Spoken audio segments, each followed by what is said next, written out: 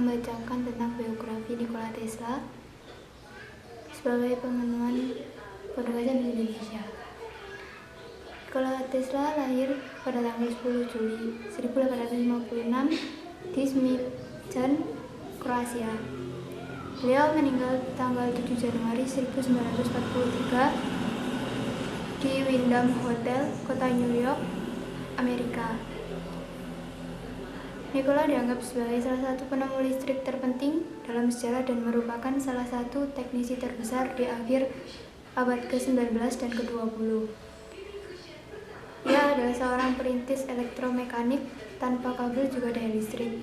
Ia berketurunan Serbia dan menjadi warga negara Amerika Serikat di tahun 1981 selagi bekerja di negara tersebut.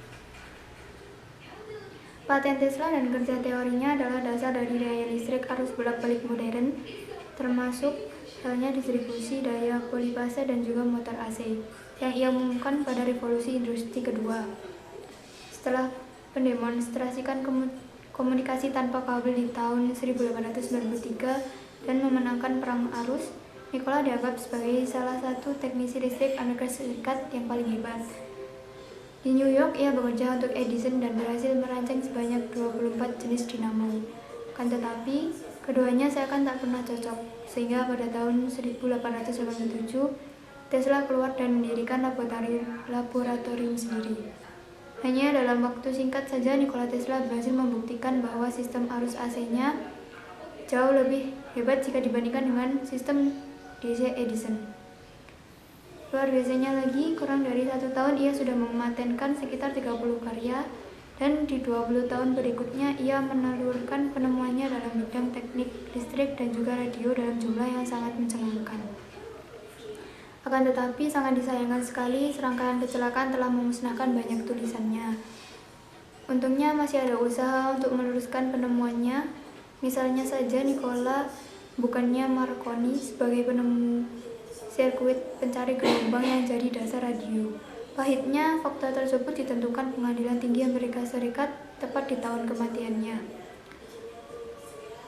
Sebetulnya masih berjajar kemungkinan gelar lainnya seperti peneliti pertama sinar katoda dan juga sinar X, radiasi ultraviolet dari arus dengan frekuensi tinggi, serta efek terapinya terhadap tubuh.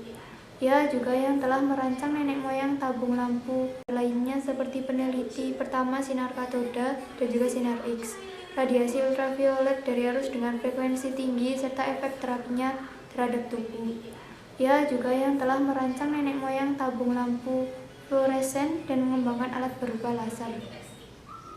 Karena kreativitasnya tersebut di tahun 1912, Nikola Tesla dinominasikan untuk hadiah Nobel dalam bidang ilmu fisika. Akan tetapi ia menolak. Nikola Tesla lebih merasa berhak mendapatkan di tahun 1909 atas Nobel yang dianugerahkan pada Marconi. Alasannya, di tahun 1898 di Madison Square Garden ia telah mendemonstrasikan perahu radio kontrol.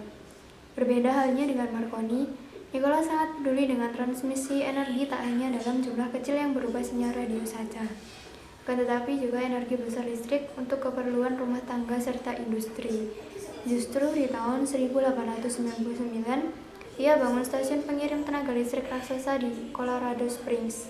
Prinsip kerjanya sangat sederhana, yakni serupa dengan mainan ayunan anak-anak.